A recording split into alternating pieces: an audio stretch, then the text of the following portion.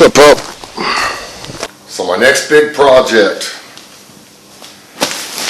something I've been wanting to do for a long time, to insulate my barn. So I've gotten started.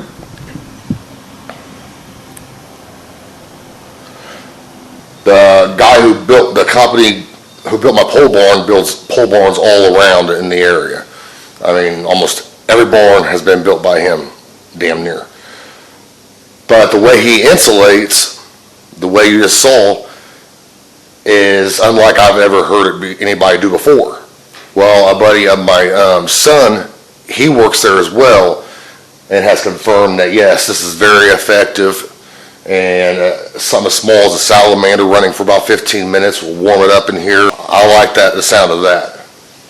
And my goal is to be able to keep working out here in the winter time without freezing. So anyway, trying my best to bunch them up together as much as possible, but there are a couple problem areas, like right in here. See the metal between the insulation wells because of the truss that sticks out. So I tried cutting around it on this one, and then it did the opposite on me. It's touching up there, and then you start seeing metal as you go down, like right near which I think I can push it over. But I got to remove all my electrical boxes because 2x4s get nailed on the outside. If I would have known that, I was told different from the very beginning when the barn was built, when I was wiring the outlets in. I was told this is the way to do it, to leave a 1/2 inch for the sheathing. Well, now he's saying that I've got to go over top of this, my beams, which means this will be sunk in. And plus, if you look, it is right in line with this 2x4. So even if this was okay, it's got to be moved out of the way so I can put my other 2x4s right directly in front of this. So I've got my work cut out for me. I'm basically doing a wall at a time. As you can see, this whole wall is now empty. All my gardening stuff, my lumber, and everything's in the shed.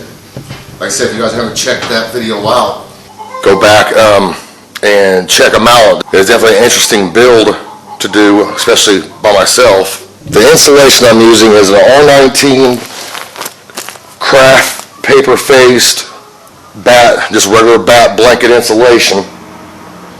But this is what sticks out about a good 5.5 inches. It's a pretty good R rating.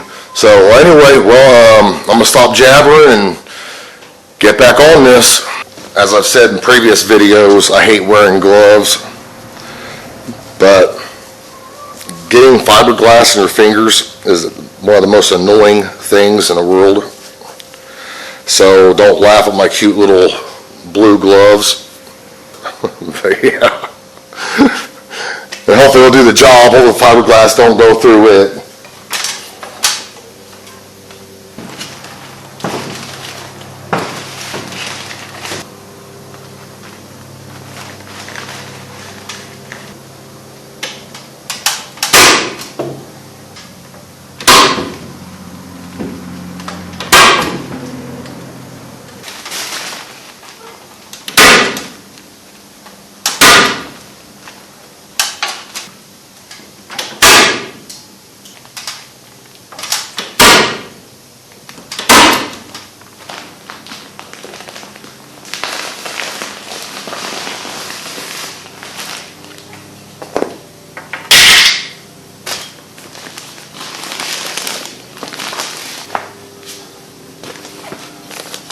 I hope you guys like my air-conditioned pants. These are my, it's not cold, but it's not warm out type pants to play in.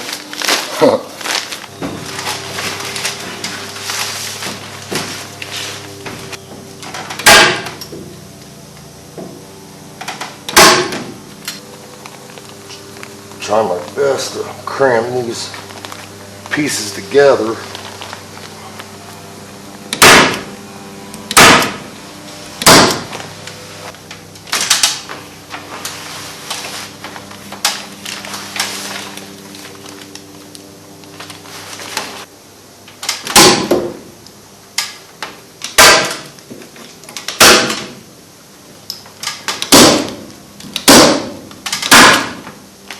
the last piece of every roll doesn't make it all the way to the bottom.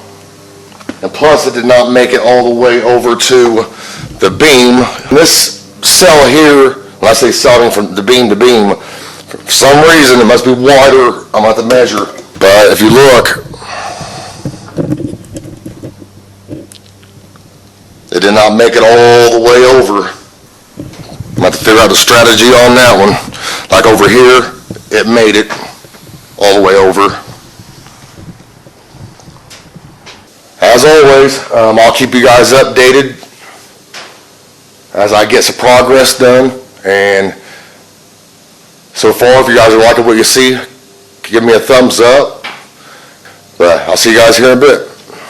Basically putting the outside girts, purlins, or as a lot of people call them, nailers up, the cross pieces. This is a few days later, to be honest with you, and a few back pains, a few back aches later. So I take a 2-3 days off, and I gotta finish 3 pieces here. As you can see up here in the corner, it's where I had all this stuff. So temporarily, I just built bracing across those nailers. And that looks so different because I've had that there for a little while. Looks so much cleaner. All that wiring mess now is gone. And guess where it's at? Down here. I gotta figure out how to do this because obviously there's gonna be a nailer up here that goes across. And I know my insulation, I'm sure, obviously would stop here. But I'm going to have a board or something come out here. I'll still have to do something similar as to that though, like probably going to be like a 2x6, which I have some laying around underneath the carport I do. Part of that big bargain buy I got of lumber. But yeah, I didn't film putting all this up, just putting 2x4s up. But it's strange the way he goes about doing this. But I always thought you would put these, inside flush with the posts. But no, they do it like this. So I'm hoping I've done this right because obviously these would have to stick out a 1/2 inch for the plywood, OSB, whatever I'm going to use, 7/16, 1/2 inch, something like that I'm going to use. A lot of people use metal. I'm not. And the biggest task is going to be the rest of this. And I got the heavy air compressor over there. The bandsaw, ain't too bad, but the welders, and this bench right here, this bench is actually connected with little metal L brackets for this occasion, where I just have to pretty much undo those metal L brackets and it'll come out. So I'm going to have to empty all that off, and I got to clean this mess up. I've got a mess. I have quite a mess going on. But hey, things have to look uglier before they get better, right? So I'm going to continue to keep pushing on. These down here, there's one more row of nailers I have to put along the bottom. I saved those because that's really going to get to my back, trying to hold those up, and it might be another couple, 2 or 3 days till I see you guys again. But so I'll see you guys